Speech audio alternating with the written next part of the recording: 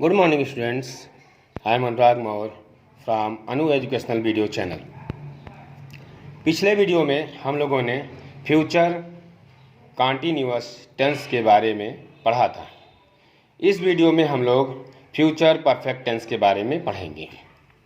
इसकी पहचान है ऐसे वाक्यों के अंत में चुकेगा, चुकेगी, चुकूंगा, चुकेंगे, चुका होगा, चुकी होगी, चुका हूँगा, चुके होंगे, चुका रहेगा, चुकी रहेगी, चुका रहूँगा, चुके रहेंगे आदि शब्द आते हैं।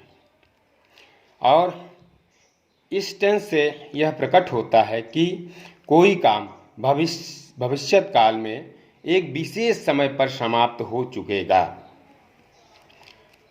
तीसरा, यदि भविष्य में समाप्त होने वाले दो कार्यों का वर्णन हो तो भी इस टेंस का प्रयोग होगा। उनमें से एक कार्य दूसरे कार्य के पहले समाप्त हो चुकेगा, तो जो काम पहले समाप्त हो उसे फ्यूचर परफेक्ट टेंस में और दूसरे को सिंपल प्रेजेंट टेंस में बनाते हैं। इसको हम लोग एग्जाम्पल से देखते हैं। एग्जाम्पल के रूप में, तुम्हारे घर पहुंचने से पहले वह अपना काम समाप्त कर चुका होगा। अब इसमें कौन सा काम पहले हो रहा है ये हम देखेंगे। वह अपना काम समाप्त कर चुका होगा तब तुम घर पहुंचते हो। तो सबसे पहले ये काम समाप्त हो रहा है तो इसको सबसे पहले लिखा जाएगा, मतलब इसमें फ्यूचर परफेक्ट टेंस लगेगा। जो काम पहले समाप्त हो रहा है उसमें फ्यूचर परफेक्ट टेंस लगेगा और उसको बिफोर के पहले उस सेंटेंस को लिखा जाएगा। तो वह अपना काम समाप्त कर चुका होगा, इसको पहले लिखेंगे और इसमें फ्यूचर परफेक्ट टेंस लगाएंगे। वह की अंग्रेजी ही होगी। He will have finished his work. चूँकि फ्यूचर परफेक्ट टेंस में will have, shall have plus verb की थर्ड फॉर्म लगती है। बिफोर यू रीच होम, ये प्रेजेंट इंडेफिनिट टेंस में बनेगा, यानी तुम घर पहुंचते हो। इसको हम लोग आगे स्ट्रक्चर में देखेंगे। चौथा है, साधारण वाक्यों में भी इस टेंस का प्रयोग होता है। जैसे, वह 2 बजे तक अपना पाठ याद कर चुकेगा। यहाँ 2 बजे तक, ये ऊपर हम लोग पढ़ चुके हैं कि इस टेंस में प्रकट होता है कि कोई काम भविष्यत काल में एक विशेष समय पर समाप्त हो चुकेगा। तो यहाँ वो विशेष समय दिया हुआ है, 2 बजे तक अपना पाठ याद कर चुकेगा। तो यहाँ हो जाएगा ही विल हैव लर्न्ड, जो कि सब्जेक्ट के बाद विल हैव या शैल हैव प्लस वर्ब की थर्ड फॉर्म लगती है फ्यूचर परफेक्ट टेंस में। His lesson by 2 o'clock। तो ऐसे वाक्यों में सामान्यतः, जब साधारण वाक्य हो तो सामान्यतया by plus point of time, यानी निश्चित समय दिया रहता है। जैसे by Monday, by January, by tomorrow, by next month इत्यादि, इन सब का प्रयोग इसमें होता है। और कभी कभी नहीं भी होता है तो उसमें छिपा रहता है, जैसे मैं अपना काम कर चुकूंगा। तो इसमें जो है एक विशेष समय पर समाप्त हो चुकेगा, वो विशेष समय पे जो अंडरस्टूड है, इसमें दिया नहीं है, फिर भी तब भी इसमें जो है फ्यूचर परफेक्ट टेंस लगा है। अब हम लोग अफर्मेटिव सेंटेंसेस के बारे में पढ़ेंगे। अफर्मेटिव सेंटेंसेस, इसका स्ट्रक्चर है सब्जेक्ट ही सी इट तथा सिंगुलर नाउन, यू दे तथा प्लूरल नाउन। जब सब्जेक्ट इनमें से कोई होगा तो उसके बाद विल हैव लगेगा, प्लस वर्ब की थर्ड फॉर्म लगेगी, फिर प्लस ऑब्जेक्ट लगेगा। और दूसरा स्ट्रक्चर है सब्जेक्ट अगर आई बी में से कोई होगा तो उसके बाद शैल हैव लगेगा, फिर उसके बाद वर्ब की थर्ड फॉर्म लगेगी, फिर उसके बाद ऑब्जेक्ट लगेगा। ये साधारण वाक्य रहेंगे, तब उनको इस स्ट्रक्चर से बनाएंगे सिंपल सेंटेंसेस को। और अगर जो है पहले दो वाक्यों से जुड़ा हो और बीच में पहले आए तो उसको इस स्ट्रक्चर से बनाएंगे। इसमें तीसरा स्ट्रक्चर है सब्जेक्ट। जब सब्जेक्ट जो है ही सी इट तथा सिंगुलर नाउन यू दे तथा प्लूरल नाउन होगा तो उसके साथ विल हैव लगेगा और इसके बाद वर्ब की थर्ड फॉर्म लगेगी। और अगर सब्जेक्ट आई भी रहेगा तो उसके साथ शैल हैव लगेगा और वर्ब की थर्ड फॉर्म लगेगी। फिर इसके बाद बिफोर लिखा जाएगा। बिफोर के बाद सब्जेक्ट ही सी इट तथा सिंगुलर नाउन अगर रहेगा तो वर्ब की फर्स्ट फॉर्म प्लस यस या ई एस जुड़ेगा उसमें। और अगर सब्जेक्ट यू बी दे आई तथा प्लूरल नाउन रहेगा तो सिर्फ जो है वर्ब की फर्स्ट फॉर्म लगेगी। और इसमें ध्यान देना है कि बिफोर के पहले फ्यूचर परफेक्ट टेंस लिखा जाएगा और बिफोर के बाद जो है प्रेजेंट इंडेफिनिट टेंस लिखा जाएगा ऐसे वाक्यों में। तो जो पहले जो है समाप्त होगा उसी को हम फ्यूचर परफेक्ट टेंस में बनाएंगे और बिफोर के पहले लिखेंगे, और जो बाद में समाप्त होगा उसको हम जो है प्रेजेंट इंडेफिनिट टेंस में बनाएंगे और उसको बिफोर के बाद लिखेंगे।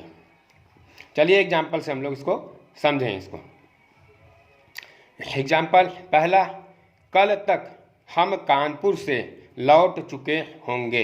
ये साधारण वाक्य है। कल तक टाइम दिया है, एक विशेष टाइम दिया है कि कल तक, तो इसमें हो जाएगा हम की अंग्रेजी वी हो जाएगी।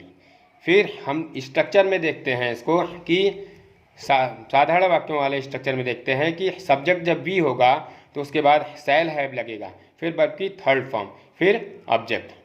तो हम इसको बनाएंगे बी शैल हैव। लौटना का जो है रिटर्न होता है, तो इसकी थर्ड फॉर्म हो जाएगी रिटर्न्ड। तो we shall have returned from Kanpur by tomorrow.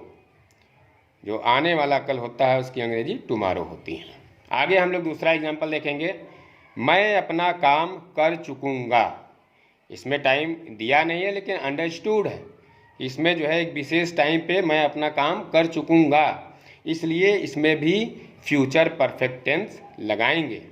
और आई, मैं की अंग्रेजी आई होगी। और हम लोग स्ट्रक्चर में देखेंगे, सिंपल सेंटेंस वाले स्ट्रक्चर में देखेंगे कि जब सब्जेक्ट आई होगा तो उसके बाद शैल हैव लगेगा, फिर वर्ब की थर्ड फॉर्म, फिर ऑब्जेक्ट लगेगा। तो यहाँ हम लोग लगाएंगे आई के साथ शैल है, आई शैल है।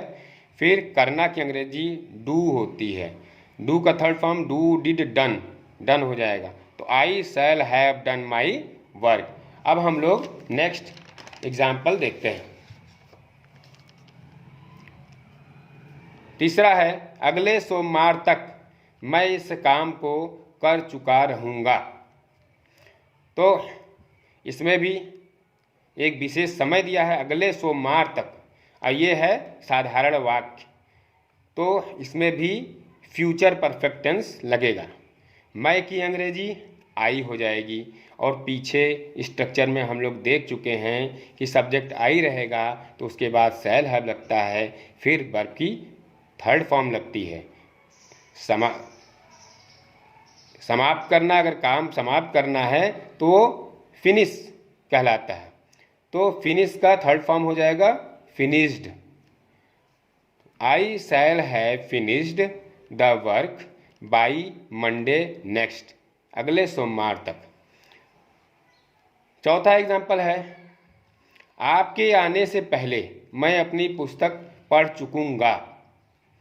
अब इसमें दो सेंटेंस है, आपका आना और जो है मेरा पुस्तक पढ़ना। तो इसमें हम देखेंगे, पहले से जुड़ा हुआ है दोनों वाक्य। इसमें हम देखेंगे कौन सा काम पहले समाप्त हो रहा है।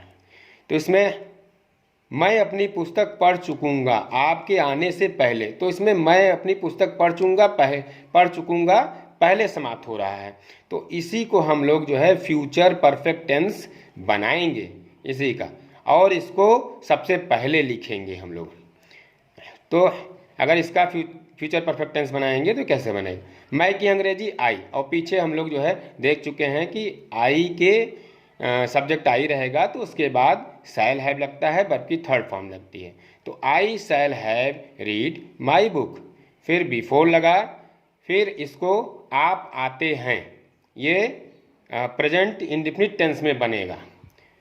तो यू कम, क्योंकि यू सब्जेक्ट, पीछे आप लोग स्ट्रक्चर में देखे हैं कि यू अगर सब्जेक्ट रहेगा तो उसके बाद सिर्फ वर्ब की फर्स्ट फॉर्म लिखी जाएगी।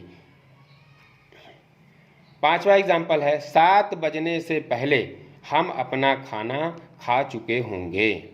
अब इसमें भी 2 वाक्य पहले से जुड़ा हुआ है, तो इसमें हम अपना खाना खा चुके होंगे ये पहले समाप्त हो रहा है, तो इसको हम फ्यूचर परफेक्ट टेंस में बनाएंगे और इसको वाक्य शुरू में लिखेंगे।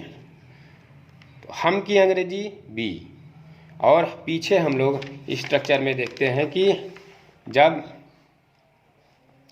ये बी रहेगा सब्जेक्ट तो उसके साथ शैल है प्लस वर्ब की थर्ड फॉर्म, फिर बिफोर, फिर इसके बाद जो है प्रेजेंट इंडेफिनिट टेंस वाला सेंटेंस रहेगा।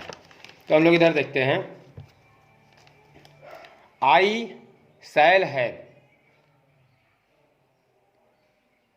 Read my book before you come, ये हम लोग पढ़ चुके हैं। नीचे 5वां एग्जाम्पल देखेंगे 7 बजने से पहले हम अपना खाना खा चुके होंगे। इसमें वी है तो इसके बाद शैल हैव लगेगा, फिर वर्ब की third form, take took taken, our food, before. अब इसको हम प्रेजेंट इंडेफिनिट टेंस में बनाएंगे तो इट इज़ 7। तो बच्चों आज यहीं तक। अगर आपको मेरा ये वीडियो पसंद आता है तो इसको लाइक करें, सब्सक्राइब करें और घंटी का बटन दबाएं, जिससे कोई भी वीडियो हम अपलोड करें तो उसका नोटिफिकेशन आप तक पहुंच जाए। धन्यवाद।